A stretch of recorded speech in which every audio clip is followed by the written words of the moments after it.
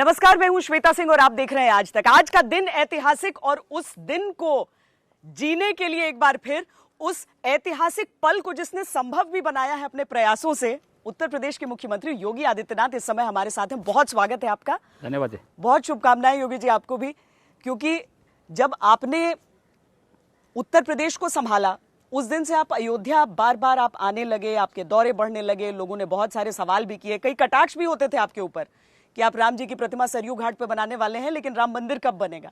आज आपको लग रहा है कि वो सारी चीजें अब दूर हुई, अब आगे सिर्फ राम मंदिर का निर्माण। देखिए, इस कार्य का श्रेय, आज की तिथि का श्रेय प्रधानमंत्री मोदी जी को जाता है, जिनके प्रयास से भारत के लोकतांत्रिक इतिहास में 500 वर्षों से चले आ रहे एक विवाद का शांतिपूर्ण, लोकतांत्रिक और संविधान सम्मत समाधान निकला और 500 वर्षों से चल रहे संघर्ष को उन्होंने शांति के प्रतीक के रूप में, राष्ट्रीय एकात्मता का प्रतीक बना दिया है। हम सब आभारी हैं प्रधानमंत्री मोदी जी के। दूसरा,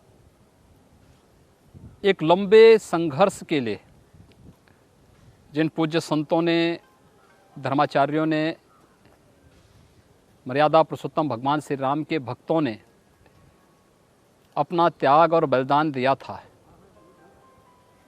इसमें बहुत सारी पीढ़ियां तो ऐसी हैं जो आज की तिथि को देखे बगैर ही इस धराधाम को छोड़ के चली गई। लेकिन मैं विश्वास के साथ कह सकता हूं कि इन सब की आत्मा को भी भारी संतोष का अनुभव हो रहा होगा। और मेरे लिए तो एक गौरव का क्षण है कि मेरी 3 पीढ़ियां, मेरे दादा गुरु महंत दिग्विजयनाथ जी महाराज, मेरे पूज्य गुरुदेव पूज्य महंत अवैद्यनाथ जी महाराज, इस संघर्ष से 1934 से लगातार जुड़े रहे और राम जन्मभूमि मुक्ति यज्ञ समिति का नेतृत्व मेरे गुरुजी ने अपने जीवन के अंतिम कालखंड तक किया है। और एक ही सपना वो देखते पूछते थे, जब भी उनसे कोई पूछता था कि क्या सपना है, क्या चाहते हैं, उन्होंने कहा एक साधु संत क्या चाहेगा, मर्यादा पुरुषोत्तम भगवान श्री राम का मंदिर निर्माण का मार्ग प्रशस्त हो जाए। परमहंस रामचंद्र दास जी महाराज, अयोध्या में पूज्य परमहंस जी महाराज, शंकराचार्य पूज्य स्वामी शांतानंद जी महाराज, वीतराग स्वामी वामदेव जी महाराज, देवराहा बाबा, इस प्रकार से अनेक अनगिनत संतों की परंपरा है। यहाँ पे बाबा अभिराम दास जी थे। एक लंबी परंपरा है जिन लोगों ने अपना पूरा जीवन राम जन्मभूमि के लिए और इस अभियान के लिए समर्पित किया। ऐसे राम भक्तों की करोड़ों कोटि राम भक्तों की भावनाएं थी 500 वर्षों से इस बहुप्रतीक्षित तिथि के लिए। और आज आदरणीय प्रधानमंत्री जी स्वयं अयोध्या धाम में पधारे, मैं उनका आभार व्यक्त करता हूं।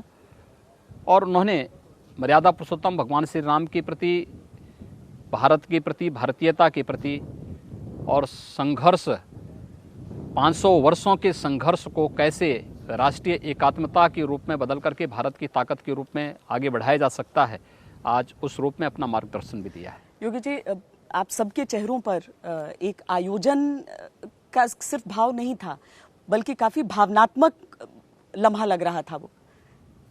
देखिए, हमारे लिए, मैंने आपको पहले ही बताया ना कि मेरे लिए तो अत्यंत भावुक क्षण था, गौरव का क्षण भी था, उत्साह और उमंग का क्षण भी था। उत्साह और उमंग का क्षण इस बात को लेकर के कि उत्तर प्रदेश सरकार बाहर की सुरक्षा की व्यवस्था और अन्य व्यवस्था, सारी व्यवस्थाओं की जिम्मेदारी उत्तर प्रदेश सरकार के पास है। और पिछले 3 वर्षों से मैंने उस कार्य को बहुत नज़दीक से महसूस किया है। उस नाते मुझे पार्टी ने और आदरणीय प्रधानमंत्री जी ने जो दायित्व दिया, उस दायित्व के नाते मैं इस कार्य को यहाँ पर करने में आज अपने को स्वयं सौभाग्यशाली मानता हूँ। मेरे लिए सौभाग्यशाली इसलिए भी कि मेरे गुरु परंपरा ने ये संकल्प आज से दशकों पूर्व देखा था और आज वो साकार हो रहा है। वो साकार हुआ है, तो उस साकार होते हुए उन दिव्य आत्माओं ने जो इस धराधाम को छोड़ के चली गईं, स्वाभाविक रूप से उनकी आत्मा को भी असीम आनंद की अनुभूति हो रही होगी, असीम शांति मिल रही होगी।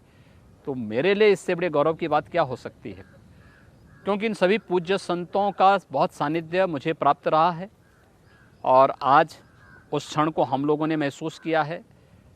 मंच पर जितने भी महानुभाव थे, ये सभी राम जन्मभूमि के साथ आत्मीय रूप से जुड़े रहे हैं, बहुत मजबूत संघर्ष के साथ जुड़े रहे हैं और आज उसका परिणति हम सबके सामने है। स्वाभाविक रूप से हमारे लिए आज का दिन गौरव का दिन भी है, हमारे लिए उमंग और उत्साह का दिन भी है और भावनात्मक रूप से भी अपने पूर्वजों के साथ, राम भक्तों के साथ जुड़ने का दिन भी है। प्रियंका गांधी ने कहा कि ये राम सबके हैं, राम किसी एक के नहीं हो सकते हैं। आपकी दूसरी जो पार्टियां हैं, विरोधी पार्टियां हैं, उन सबको ये था कि आप लोगों ने बाकियों को निमंत्रण क्यों नहीं दिया, क्यों ऐसा रखा कि सिर्फ अपने अपने जो आपके लिए सही है उन्हीं को बुला रहे हैं, बाकी जो आना चाहते हैं वो आ नहीं सकते। देखिए, राम सबके हैं, ये बात तो हम बहुत पहले से कहते रहे हैं। ये सद्बुद्धि तब भी आनी चाहिए थी जब यहाँ पर कुछ लोगों के पूर्वजों ने रामलला की मूर्तियों को हटाने की कुछ सी चेष्टा की थी। आखिर कौन लोग थे वो, किसके पूर्वज थे जो अयोध्या में रामलला का मंदिर नहीं चाहते थे? कौन लोग थे जो गर्भगृह में जहाँ आज शिलान्यास हुआ है 1989 में वहाँ शिलान्यास न करके वहाँ से 200 मीटर दूर कह रहे थे कि वहाँ शिलान्यास हम करेंगे, लेकिन वहाँ पे कुछ नहीं होना है, विवादित ढांचे में कुछ नहीं करना है। हम चाहते थे सभी लोगों को बुलाना है और हम जानते थे कि अयोध्या में भगवान राम के भव्य मंदिर निर्माण का जो कार्यक्रम होगा, यद्यपि आयोजक श्री राम जन्मभूमि तीर्थ क्षेत्र न्यास ही है, लेकिन बाहर की व्यवस्था की दृष्टि से हम उसमें उनको सहयोग कर सकते थे। कोविड-19 के प्रोटोकॉल के नाते सीमित संख्या में लोगों को बुलाना, आप अनुमान लगा सकते हैं कि देश के सभी मत संप्रदाय से जुड़े हुए सभी पूज्य धर्माचार्य इस कार्यक्रम में सहभागी बनना चाहते थे। सीमित संख्या में लगभग 200 के आसपास अतिथि इस पूरे कार्यक्रम में सहभागी बन पाए। हमारा विचार परिवार है, राष्ट्रीय स्वयंसेवक संघ है, विश्व हिंदू परिषद है, भारतीय जनता पार्टी का भी कोई पदाधिकारी इसमें नहीं आया। ये केवल कांग्रेस या सपा या बसपा या किसी का नहीं, बीजेपी का कोई पदाधिकारी यहाँ इस कार्यक्रम में सहभागी नहीं था। भारतीय जनता पार्टी के राष्ट्रीय अध्यक्ष भी इस कार्यक्रम में आ सकते थे, प्रदेश अध्यक्ष भी कार्यक्रम में आ सकते थे, कोई इस कार्यक्रम में सहभागी नहीं। सीमित संख्या में अतिथियों को बुला करके एक शुभ कार्यक्रम का शुभारंभ कर देना, उस कार्यक्रम को आगे बढ़ा देना, इस दृष्टि से हम लोग इस कार्यक्रम को रखे, क्योंकि कोविड-19 के प्रोटोकॉल को भी सख्ती से लागू करना था, लेकिन एक बहुप्रतीक्षित कार्यक्रम को भी अब बिना विलंब किए आगे बढ़ाना था। इस दृष्टि से यह कार्यक्रम हम लोगों ने इस रूप में किया। कार्यक्रम का लाइव प्रसारण था और मेरा ये मानना है राम सबके हैं, सभी लोगों को राम के काज में सहयोग भी करना चाहिए, सहभागी भी बनना चाहिए, लेकिन राम के नाम पर समाज को बांटने की कुछ सी चेष्टा नहीं करनी चाहिए। वो तो कहते हैं कि आप लोग करते हैं। नहीं, हमने तो कुछ नहीं किया, हमने तो सबको जोड़ा है। हमारे यहाँ तो हमने कौन सा ऐसा समुदाय है, मत और संप्रदाय है जिसको इस कार्यक्रम के लिए बहुत आवश्यक था, उनको यहाँ ट्रस्ट ने आमंत्रित भी किया, वे आए भी हैं, इस कार्यक्रम में सहभागी बन रहे हैं। लेकिन हमने राम के नाम पे राजनीति नहीं की। मर्यादा पुरुषोत्तम भगवान श्री राम के भव्य मंदिर के लिए जो कुछ हो सकता था, उस कार्यक्रम के साथ जिस निष्ठा के साथ 1984 में जुड़े थे, उसी निष्ठा के साथ 2020 में भी जुड़े हुए हैं। लेकिन उन लोगों को सोचना चाहिए कि आखिर 1949 में इनकी भावनाएं क्या थी, 1984 में क्या थी, 1990 में क्या थी, 1989 में क्या थी, 1992 में क्या थी, उसके बाद क्या थी, और उसके बाद भी समय समय पर कभी कोई सुप्रीम कोर्ट में जाता था, कहता था इसका समाधान नहीं होना चाहिए। ये सब चीज़ें भी लोगों के इन वास्तविकताओं को भी देखना चाहिए कि लोग बोलते कुछ और हैं, इनके अंतःकरण में कुछ और होता है। हम लोगों ने जो कहा उसके अनुसार किया। हमने जिस रूप में राम को देखा है उसी के अनुरूप राम के अनुसार हम लोग अपना जीवन भी जिए। बहुत सारे लोग जो दर्शन करना चाहते थे, अभी तक चूंकि विवादित स्थल होने के नाते बड़ी दिक्कतें होती थी वहां तक आने में, लोग कब तक समझ सकते हैं? एक तो मंदिर निर्माण तक की बात है और दूसरा रामलला के दर्शन की बात है। लोग कब तक समझ सकते हैं कि अपने परम आराध्य को वो आकर आराम से देख सकें? देखिए, मर्यादा पुरुषोत्तम भगवान श्री राम के मंदिर में इस समय रामलला विराजमान जहाँ पर हैं, अस्थाई मंदिर में शास्त्र सम्मत तरीके से चैत्र शुक्ल प्रतिपदा से भगवान राम विराजमान हैं और वहाँ पर उनके दर्शन करने की एक व्यवस्था दी गई है। सुरक्षा की पुख्ता व्यवस्था है। श्री राम जन्मभूमि तीर्थ जो क्षेत्र ट्रस्ट है वह वहाँ की व्यवस्था व्यवस्थित रूप से संचालित कर रहा है। अब कोई भी उसमें समस्या नहीं रही है। लेकिन मुझे लगता है कि मंदिर निर्माण में, भव्य मंदिर निर्माण का कार्य अब आज से प्रारंभ हो चुका है। मंदिर निर्माण में जो भी समय लगेगा, इसके बाद भगवान राम अपने भव्य मंदिर में विराजेंगे। अभी तो टाट से भगवान राम को एक अस्थाई मंदिर में विराजमान किया गया है। इसके बाद ये कार्यक्रम आगे बढ़ेगा और भगवान राम भव्य मंदिर का निर्माण बनने के बाद वहाँ पे उनकी स्थापना का कार्यक्रम भी उसी रूप में संपन्न होगा। आपने कहा किसी पार्टी विशेष के व्यक्ति को नहीं, बीजेपी के व्यक्ति को भी नहीं बुलाया गया यहाँ पर, लेकिन लोगों ने सवाल उठाया कि क्या प्रधानमंत्री जैसा पद एक ऐसा होता है कि वो भूमि पूजन के लिए जाएं? लोगों ने आरोप लगाया कि ये सांप्रदायिक है। देखिए, जो लोग मर्यादा पुरुषोत्तम भगवान श्री राम को सांप्रदायिक दृष्टि से देखना चाहते हैं, भारत के सांस्कृतिक मूल्यों और मानबिंदुओं को सांस्कृतिक दृष्टि से देखना चाहते हैं, अगर उनकी ये संकीर्ण दृष्टि नहीं होती तो संभवतः आज़ादी के तत्काल बाद पहले 5 वर्षों के दौरान ही सोमनाथ मंदिर की तर्ज पर अयोध्या में श्री राम जन्मभूमि से संबंधित विवाद का पटाक्षेप हो चुका होता। उनकी उस संकीर्ण दृष्टिकोण ने ही, जिसने छद्म धर्मनिरपेक्षता के नाम पर हिंदू विरोध करना अपना जन्मसिद्ध अधिकार समझ लिया था, श्री राम जन्मभूमि का संघर्ष उसकी प्रतिक्रिया थी। और मुझे लगता है इस संघर्ष ने न केवल इस देश को छद्म धर्मनिरपेक्षता के चंगुल से मुक्त कराने में सफलता प्राप्त की, अपितु इस देश की वास्तविक परंपरा और सांस्कृतिक विरासत के प्रति सम्मान का भाव व्यक्त करें, इसका एहसास भी हम सबको कराया है। और मुझे लगता है सभी लोगों की आंखें खुली हैं। आज जो लोग कल तक राम को सांप्रदायिक कहते थे, यही लोग चुनाव के समय जगह जगह मंदिरों में जाकर के रामलला का दर्शन करने या अन्य देव मंदिरों में जाकर के दर्शन करके वहाँ पर जनता को अब दिखाने का प्रयास कर रहे हैं कि नहीं, हम हिंदू विरोधी नहीं हैं। लेकिन इनकी वास्तविकता क्या थी? आज़ादी के बाद से लगातार इनके इन कृत्यों को देश और दुनिया देखती रही। सालों तक अयोध्या जी आने से भी बहुत लोग डरते रहे, कम से कम सियासतदान जो हैं। कोई भी नहीं आता था। मुझे लगता है कि 20-22 वर्षों के बाद तो मैं उत्तर प्रदेश का पहला मुख्यमंत्री, उत्तर प्रदेश का मुख्यमंत्री अयोध्या नहीं आता था। लेकिन मैं अयोध्या, मुझे लगता है कि साल में 4-5 बार मैं अवश्य आता था, अलग अलग आयोजन के बहाने। लेकिन अयोध्या के विकास और अयोध्या के बारे में कुछ सोचने की, हमसे आने के पहले अयोध्या में 2 घंटे बिजली मिलती थी, आज 24 घंटे बिजली मिल रही है। अयोध्या में लटकते हुए तार, झूलते हुए तार, पतली संकरी सड़कें, यहाँ पर किसी प्रकार की कोई सुविधा नहीं।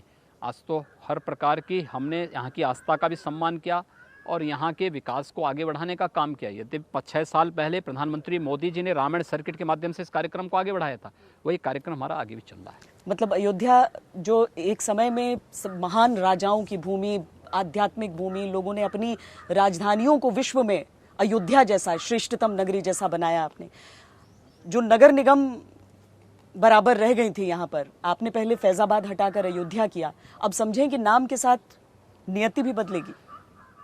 देखिए, नाम के साथ काम भी बदला है। पहले अयोध्या एक नगर पालिका थी, हमने उसको नगर निगम बनाया। अयोध्या को नगर निगम बनाया, फिर जनपद का नाम अयोध्या किया, फिर कमिश्नरी का नाम अयोध्या किया।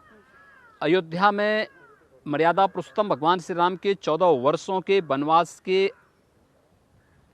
बाद अयोध्या आगमन की स्मृति में जिस दीपावली उत्सव को मनाया जाना चाहिए था, उस दीपोत्सव को भव्य रूप से यहाँ पर आगे बढ़ाया और इसको प्रांतीकरण करके भव्य तरीके से दीपावली के आयोजन को हम लोगों ने आगे बढ़ाया। इसके साथ ही विकास की परियोजनाओं को आगे बढ़ा करके लोगों को अयोध्या के वास्तविक विकास का एक खाका उनके सामने प्रस्तुत किया। आदरणीय प्रधानमंत्री जी की प्रेरणा थी, हमें सफलता मिली और निरंतर हम इस कार्यक्रम को आगे बढ़ा रहे हैं।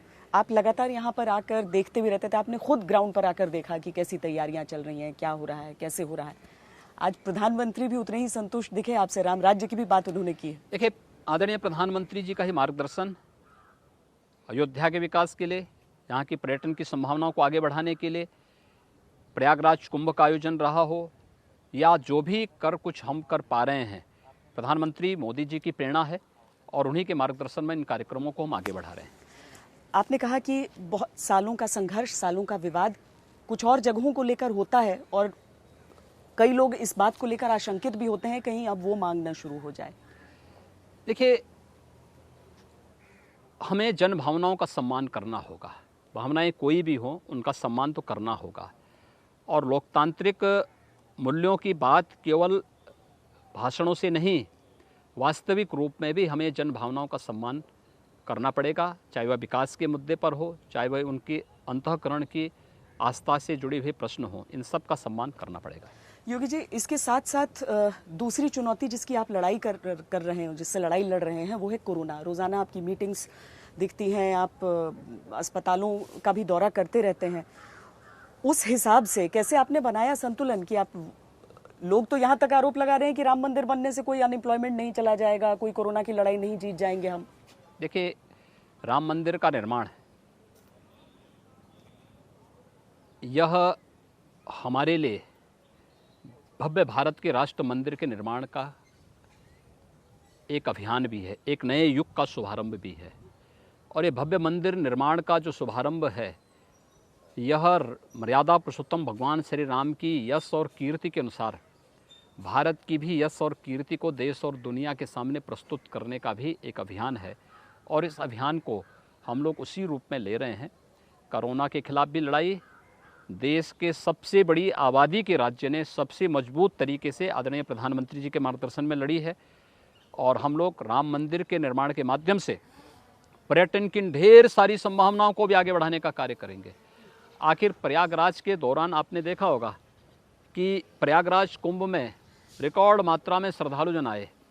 उत्तर प्रदेश की इकोनॉमी पर उसका लगभग 1,20,000 करोड़ रुपए का टर्नओवर पूरे कुंभ के आयोजन के दौरान हुआ। एक बड़ा वो पड़ता है, इसका वहाँ की रोजगार पर, व्यवसाय पर और हर एक कार्य पर इसका व्यापक असर पड़ता है। यही स्थिति हम लोगों ने इन चीज़ों के साथ भी जोड़ी है। अयोध्या में आस्था का भी सम्मान होगा, अर्थव्यवस्था को भी मजबूती इसके माध्यम से हम लोग देने जा रहे हैं। तो आपको लगता है अयोध्या भी एक ड्राइविंग फोर्स हो सकती है? देखिए, बहुत बड़ी फोर्स है, हमारी बहुत बड़ी ताकत है।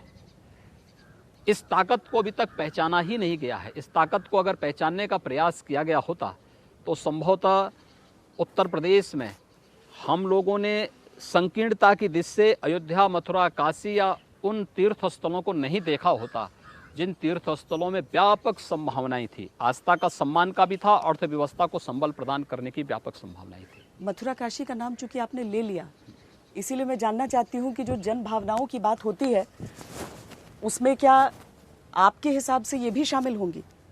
देखिए, हम तो काशी का भी विकास कर रहे हैं। आदरणीय प्रधानमंत्री 6 वर्षों से काशी के विकास को जिन नई ऊंचाइयों तक पहुंचाए हैं वो सबके सामने है। मथुरा में हम लोगों ने मथुरा वृंदावन तीर्थ क्षेत्र विकास, ब्रज क्षेत्र विकास परिषद के नाम पर पहले ही वहाँ के विकास के कार्यक्रमों को आगे बढ़ाना प्रारंभ कर दिया है। बहुत बेहतरीन तरीके से कार्यक्रम चल रहे हैं। और आप मानिए, हमने अगर दीपावली को अयोध्या के साथ जोड़ा है तो हमने रंगोत्सव को, होली को मथुरा वृंदावन के साथ भी जोड़ा है। हम लोगों ने दीपावली को काशी के साथ भी जोड़ा है। हम लोगों ने कुंभ को प्रयागराज के साथ जोड़ा है। ऐसे ही अलग अलग कार्यक्रमों को अलग अलग उसके साथ जोड़ करके उत्तर प्रदेश की उन व्यापक संभावनाओं को आगे बढ़ा रहे हैं। क्या आप अयोध्या में भूमि पूजन को अपनी सबसे बड़ी उपलब्धियों में से एक मानेंगे? देखिए, ये आदरणीय प्रधानमंत्री जी को इसका श्रेय जाता है और मैं उनके प्रति आभार व्यक्त करता हूं कि उन्होंने यह अवसर हम सबको दिया, देशवासियों को दिया। हम आभारी हैं आदरणीय गृह मंत्री से अमित शाह जी का। वे आज इस कार्यक्रम में सहभागी नहीं बन पाए और मैं मर्यादा पुरुषोत्तम भगवान श्री राम से उनके शीघ्र आरोग्यता की कामना करता हूं। उनका मार्गदर्शन जिस रूप में मिला इस पूरे कार्यक्रम में, यानी जिस तन्मयता के साथ जुड़ करके उन्होंने इस अभियान को आगे बढ़ाया, आदरणीय प्रधानमंत्री जी के मार्गदर्शन में, सचमुच मैं उनके प्रति भी आभार व्यक्त करता हूं। आज की तिथि हमारे लिए और भी महत्वपूर्ण इसलिए है कि आज मर्यादा पुरुषोत्तम भगवान श्री राम के भव्य मंदिर के निर्माण के कार्य का शुभारंभ तो होता ही है। एक शुभ तिथि तो है ही, 500 वर्षों की बहुप्रतीक्षित तिथि को आज प्रधानमंत्री जी ने अपनी उपस्थिति से गौरवान्वित किया ही है। लेकिन साथ साथ आज एक और महत्वपूर्ण तिथि है कि आज ही के दिन 70 वर्षों के कश्मीर के कलंक धारा 370 को समाप्त किया गया था। इसके लिए भी भारत के संविधान के प्रति अपने संवैधानिक दायित्वों का निर्वहन करते हुए कश्मीर से धारा 370 को समाप्त करके आतंकवाद की जड़ को सदैव के लिए समाप्त करने का जो कदम विगत वर्ष आदरणीय प्रधानमंत्री जी के मार्गदर्शन में आदरणीय गृह मंत्री जी ने उठाया, इसके प्रति भी मैं उनका आभार व्यक्त करता हूं। इसलिए कांग्रेस के नेता कहते हैं कि मुहूर्त आप लोगों ने नहीं निकलवाया, प्रधानमंत्री के हिसाब से आज की डेट को तय किया। ये मुहूर्त है, हमने जो भी किया देश के सभी विद्वानों से, जो भी आज आपको मालूम है जिस समय प्रधानमंत्री जी ने शिला प्रतिष्ठा को स्थापित किया जी। वो अभिजीत मुहूर्त है। ये वो मुहूर्त है जब मर्यादा पुरुषोत्तम भगवान श्री राम जिस मुहूर्त में स्वयं पैदा हुए थे। अब जिन लोगों को इन चीज़ों की जानकारी न हो, मुझे लगता है वे लोग इस प्रकार की बातें करेंगे ही, लेकिन राम के काज में जब भी कार्य शुभारंभ हो जाए वही शुभ मुहूर्त है। और देश के सभी विद्वानों ने जो शुभ मुहूर्त निकाला था उसके अनुसार श्री राम जन्मभूमि तीर्थ क्षेत्र विकास न्यास ने इस कार्यक्रम को और इस शुभ मुहूर्त को, इस तिथि को आज के लिए तैयार किया था, आमंत्रण भेजा था। प्रधानमंत्री जी भी और हम सब भी उन्हीं के आमंत्रण पर यहाँ पर आए। हाँ, इतना जरूर था कि हम लोग इस कार्यक्रम में बाहर की आदरणीय प्रधानमंत्री जी का आगमन हो रहा है, हमारे लिए गौरवशाली क्षण था, तो अन्य व्यवस्थाओं और सुरक्षा आदि की व्यवस्था हमें देखनी थी, हम लोगों ने उसमें सहभागी बनकर के अपना योगदान दिया। कभी कभी लगता है कि उत्तर प्रदेश में एक साथ इतनी सारी चीजें होती हैं, एक संत का मन जब अपने आराध्य के सामने रहता है तो आपको उस समय हमने उस भावुक पल में भी देखा है।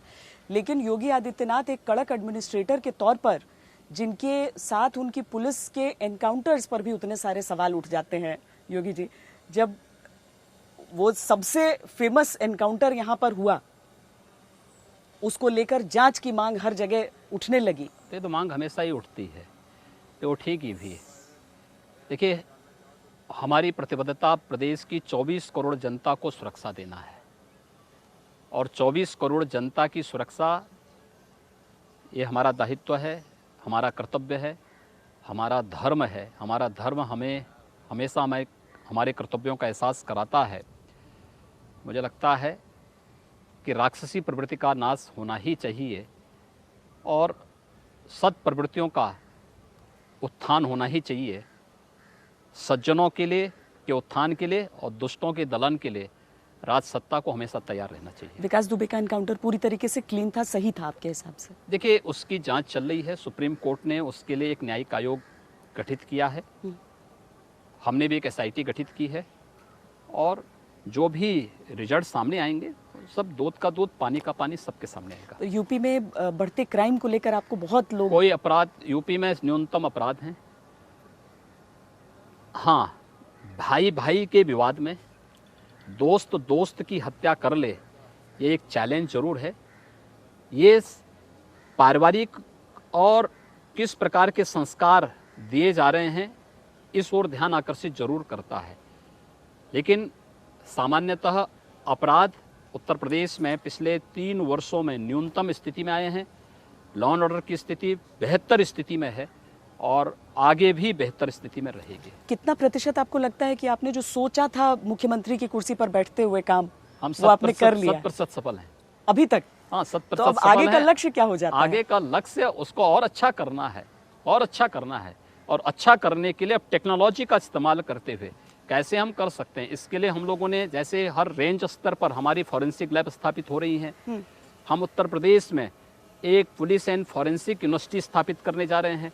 ये सभी हम टेक्नोलॉजी के साथ, अपनी फोर्स के साथ जोड़ करके उसके आधुनिकीकरण की प्रक्रिया को आगे बढ़ा दिए हैं, जिससे हर प्रकार के अपराध को न्यूनतम स्तर पर ला सकें।